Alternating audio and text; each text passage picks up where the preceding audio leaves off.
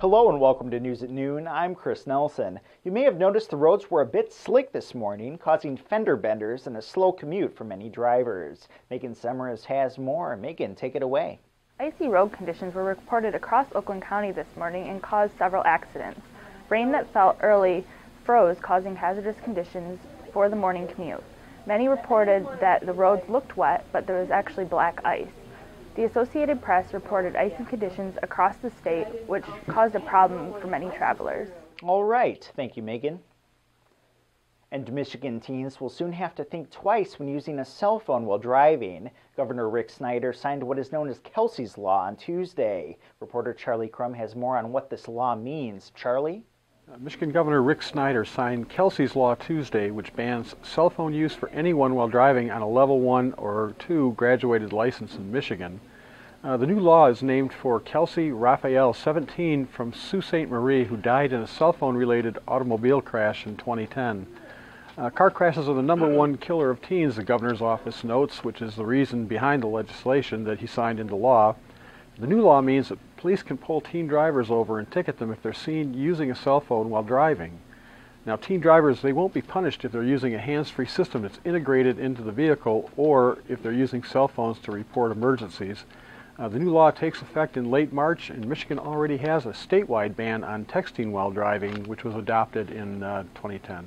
Okay, thank you, Charlie. One local Madison Heights man has started his own clothing line known as Trained in Detroit. The designs have even been worn by professional athletes. Reporters Megan Semmers and Vaughn Gerganian spoke with the entrepreneur. What I've got going on is a clothing line called Trained in Detroit. It was inspired by Imported from Detroit,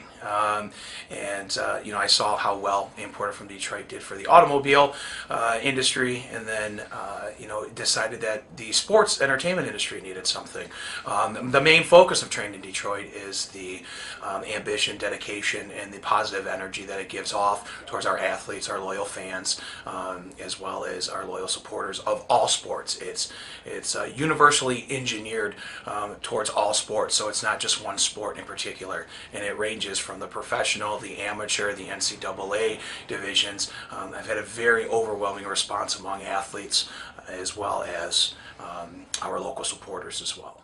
Now, 20 years ago, you probably never thought your computer would one day be able to flex in your hand like this piece of paper. Well, that technology is now a reality, the Associated Press reports. So what we have is the world's first paper computer. It is made out of an electrophoretic screen that's about 10.7 inches big, which is made by Plastic Logic. And at the Human Media Lab, we took the screen and integrated it with bend sensors, with tracking sensors that know where the screen is located in order to make essentially a paper computer that mimics what you already do with paper on your desk, except now it's electronic. So look how thin it is.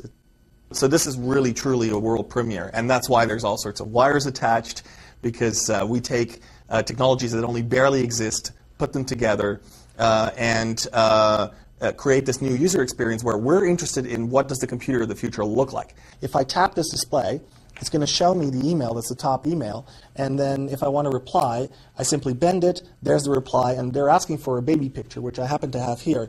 So I simply tap the baby picture on there, and poof, it's off.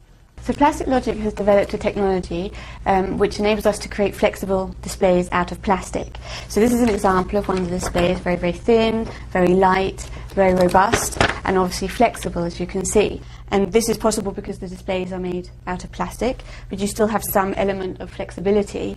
So if you imagine, you can actually now wrap a display around your arm, around a lamppost, around a glass. It could also be used for medical applications. If you imagine an armband that might read someone's heart rate. There's one former Tigers pitcher that sports columnist Pat Caputo insists should be in the Baseball Hall of Fame, Jack Morris. I've always felt former Tigers pitcher Jack Morris was a Hall of Famer. Every year he's been on the ballot as a Hall of Fame voter with the Baseball Writers Association of America. I put him down on the ballot. He hasn't just been in recent years. And the reasons go beyond him being the winningest pitcher of the 1980s or the 254 games that he won. I think he had a dramatic impact on 2 world championship teams. The 84 Tigers without Jack Morris, there's no way they win that championship. Even going wire to wire like they did, he was the key. And in the postseason, he pitched 2 complete game victories, which are often forgotten. And of course, Minnesota Twins, they wouldn't have won in 1990 in the World Series were it not for Morris with one of the most brilliant performances ever in the postseason, or anywhere else really, throwing a 10-inning 1-0 shutout against the Braves. He wasn't only somebody who accumulated very good stats, numbers, different factors like that, but he did it at times when it really mattered. That's why, to me, Jack Morris is a surefire Hall of Famer. That's all we have for you today on News at Noon. Join us again on Thursday at theoaklandpress.com. I'm Chris Nelson for News at Noon. Have a great day.